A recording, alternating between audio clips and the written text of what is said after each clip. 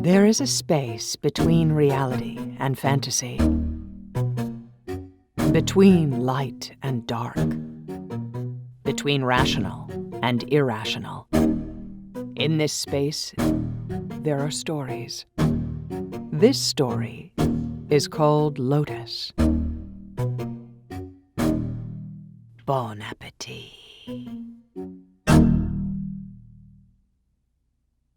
The ceiling was white and smooth, like a veil of snow hovering above me.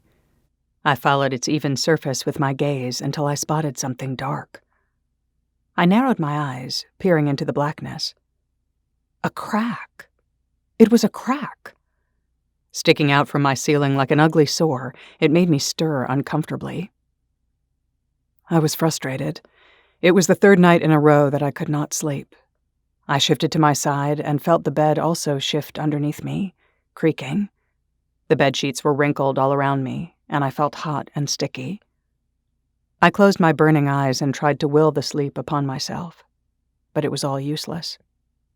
I sat up in my bed, emerging out of hot, messy sheets. There was one more thing I could do, I decided, so I headed for the kitchen. Yet another cup of tea, plain chamomile. I hated the taste, but wasn't that supposed to put you to sleep? So I drank it slowly, and I waited, glancing at the clock on the wall in frustration. My mother always told me that I thought too much. Maybe she was right, but how can anyone go on through life without thinking? Better to think too much than too little, I figured. So I drank my tea and let my thoughts race through my mind. My skull felt the pressure from the lack of sleep, and from all the things that I knew I had to do and accomplish, sleep or no sleep. There was a noise outside, and I went to the window, staring out. The darkness was broken by several streetlights, standing tall as if on guard. Underneath them, I could see the neighbors, the numerous apartment buildings stretching into the dark, disappearing into the alley. With my tea finished, I got into bed again, hopeful that it would have the desired effect. If this continued, I would have to get some sleeping pills, I thought, as I closed my eyes, the darkness all around me covering me up. Just like the previous nights, tonight was again a restless torture instead of a peaceful slumber. "You look tired." A statement, not so much a friendly remark. It was uttered as a request to take care of myself, and not out of polite concern. When did we stop being polite to each other? I wondered irritably.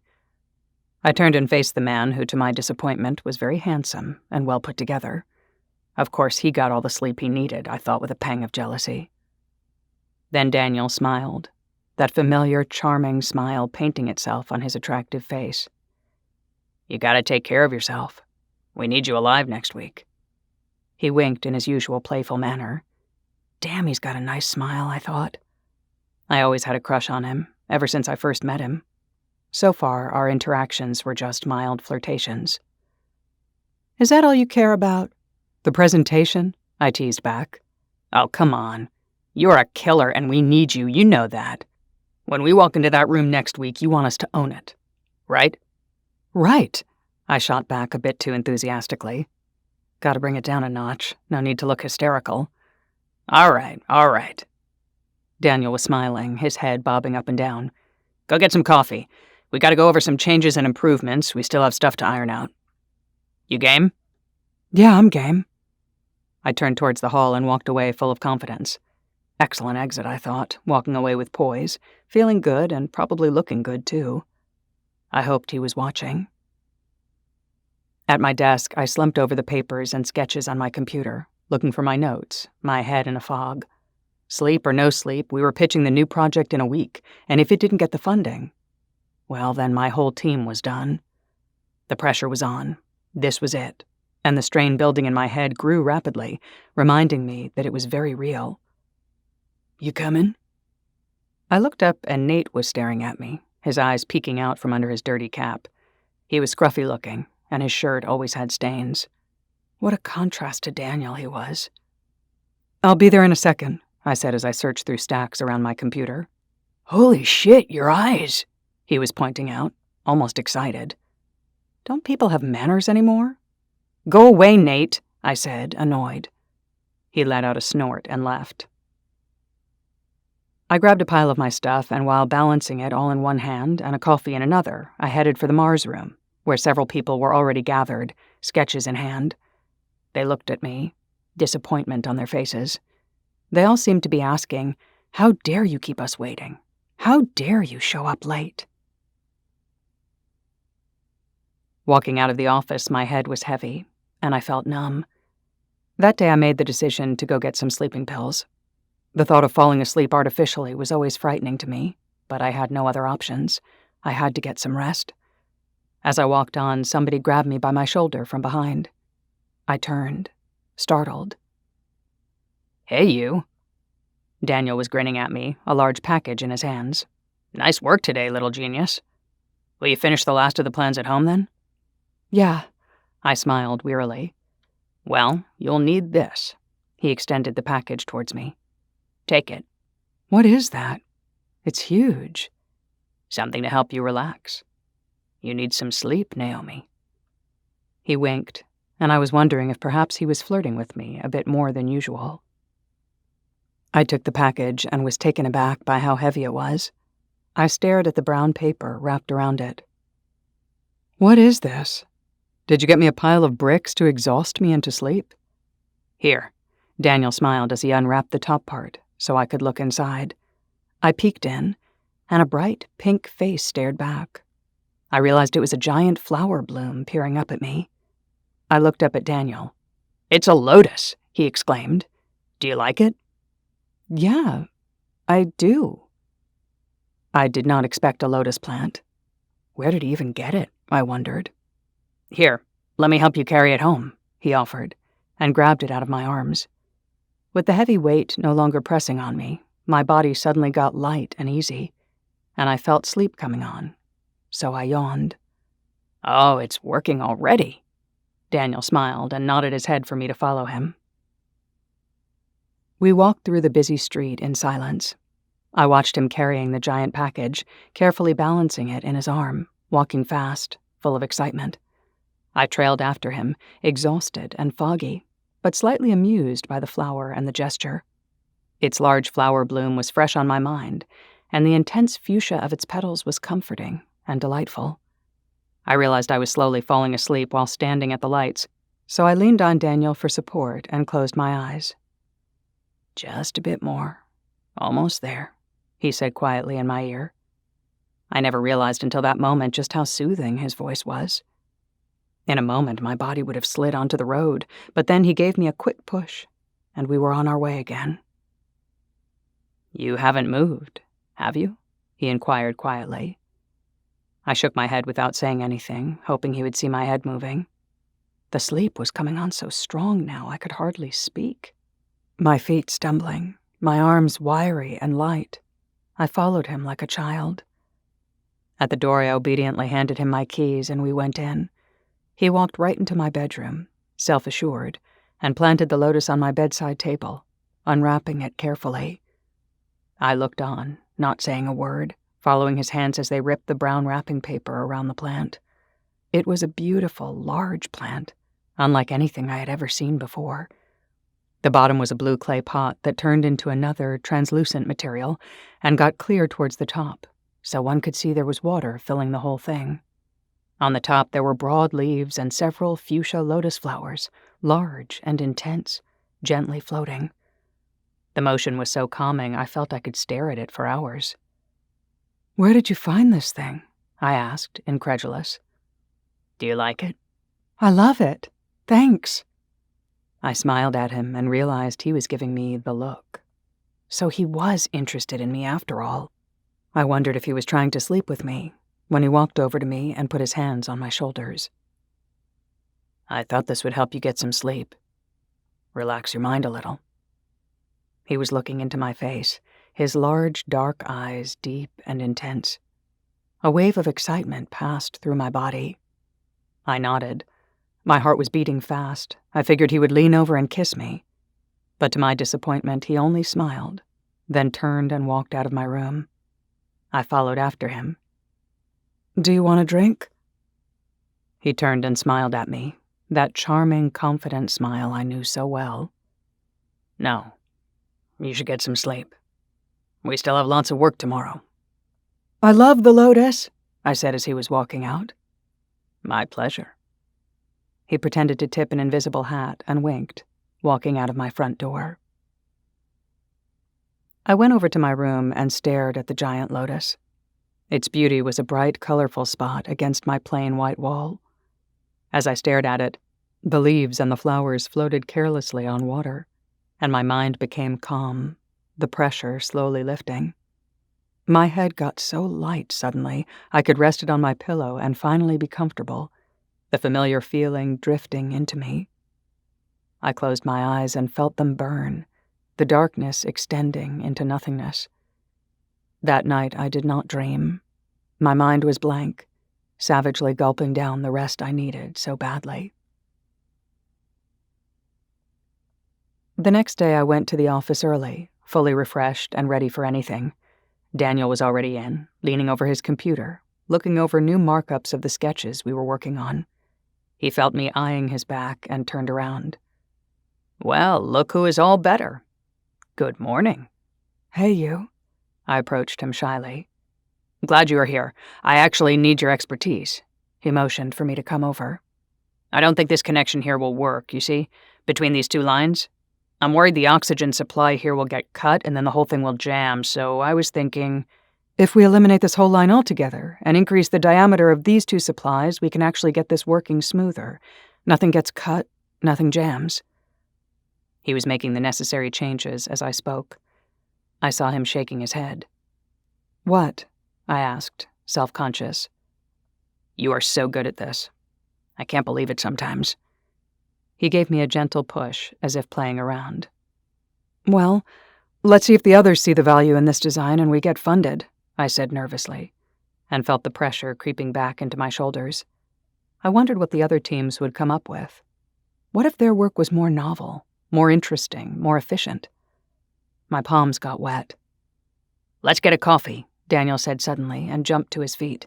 He was always so relaxed, so at ease. I envied him for that. He didn't always come up with the most brilliant work, but his easy manner made up for it. He kept the whole team going because his attitude was somewhat contagious. Not to mention that he was very charming. I frequently saw other women eyeing him, and I was also careful not to stare at him for too long. "Here." Daniel handed me a coffee, and I sipped it slowly, savoring the rich taste. "I finally slept. Can you believe it?" "Yes," he said with confidence. "Thank you again." I smiled, trying to catch his eye, picturing him in my bedroom again, right next to my bed. "No need to thank me," he laughed. "I know how intense you can get. Just another way to help you think of something else besides work. Enjoy." He gave me that look again, the look that was more than just a glance, something that was meant to pierce and to evoke desire. I decided that yes, he was interested in me. I wondered how far I could take this. Could I get him to crave me, to want me? Even if I could, would it be wise given that we worked together? We headed for our desks, bending over our own work. I worked mechanically, my mind focused and at ease, attacking every problem one by one, not taking any breaks. I didn't notice as the day passed by and it was starting to get dark. I felt a hand on my shoulder and turned to see Daniel staring at me. "Have you at least had lunch?" "Huh?" He laughed and shook his head. "Really, Naomi? Are you trying to kill yourself? Here." He went into his pocket and pulled out a package. "Take it." I took a protein bar from him, our hands touching briefly. "Don't stay too late. Go home, look at your Lotus, and go to sleep," he said, as he headed towards the elevator. I smiled to myself while I ate the protein bar. My body was full of needles floating in my bloodstream, all excitement at thinking about his hands on my body. How I missed that feeling. That night I stared at the Lotus for hours, but to my frustration, nothing happened. As soon as I felt the pressure come off, another worry or a dark thought would attack me out of nowhere, my brain clinging to it all like a maniac. I stared at the plant, feeling helpless. Its bright colors were beautiful, exotic, inviting. I went up to it and stroked its large, soft petals. They felt fresh and delicate between my fingers, perfectly moist and full of life. I put my face against one flower and let it caress my skin. I got a sudden jolt of pleasure on my cheek, where the petal had touched. What a beautiful plant, I thought, stroking it carefully. I remembered back to my childhood, when things were so simple. I remembered my mother sharing violet candy with me. She always had violet candy in her purse, and if I behaved, she would give me a piece. It tasted delicate, like violets, and I always wanted to chew on a violet flower to find out if it tasted just like my mom's candy did. I recalled its taste in my mouth, and it filled me with warmth and joy at the memory of my childhood. How wonderful it was to be with my mother, feeling protected and cherished at every moment. I would do anything to feel like this again. I leaned close to the lotus and smelled it, but to my disappointment, it did not have a smell. I wonder, I thought to myself, I wonder if... Before I knew it, I was chewing on its delicate petal. How good that first bite had been. Like a warm embrace, like a life of endless carelessness. I closed my eyes while I slowly chewed on the next petal, enjoying its subtle flavor. Before I knew it, I ate the entire flower. Only its stem was left poking out of the water. I looked at it in disbelief as the stem dropped gently to the bottom of the pot. The second flower floated up to me, as if offering itself for my consumption. Without giving it much more thought, I ripped off a petal and put it in my mouth, its gentle texture filling me with warmth. I closed my eyes, savoring it. I never realized flowers were so delicious. It was such a great comfort, exactly what I needed at that moment. I closed my eyes in ecstasy as I ate the second flower whole. Before long, all the flowers were gone. I looked at the empty pool of water with a few leaves still floating around. I thought about eating the leaves, too, but decided it was probably a good time to stop. I looked around and realized the room was filled with soft light. I went around the room, touching my things in amazement. They were all so blurry, but I liked it. The feelings of warmth and thoughtlessness were all over me, and I cherished it. I kept looking around the room and noticed the fuzziness got worse, and things appeared to move now, as if swaying gently. I smiled to myself, swaying with them, as if approving of the whole scene, my body drunk with euphoria. Then I realized I must be floating on air. So wonderful this feeling was. What a beautiful room. I looked at my bed and saw the bedsheets appeared to be vibrating. They had never looked more inviting or cozy than at that moment. I climbed in and felt so comfortable there, so safe. Before I knew it, I was drifting into a deep sleep. Oh, how wonderful that sleep was. I remember it so clearly. Warm, sunny dreams, violet candy, and my mom. And most importantly, no responsibilities whatsoever. My eyes opened and the light hit me like a punch. On the next episode of Lotus. As she passed, I noticed a bouquet of flowers poking out of the bag. A beautiful bouquet of roses, I noted. Suddenly I imagined how their delicate petals would taste. I imagined their delicious smell filling my nostrils as I chewed them slowly. I was overtaken by a wonderful feeling of lightness, the desire so intense I felt elated. Lotus, a Crawlspace Media production of a Pyrational story. Narrated by Gabra Zackman.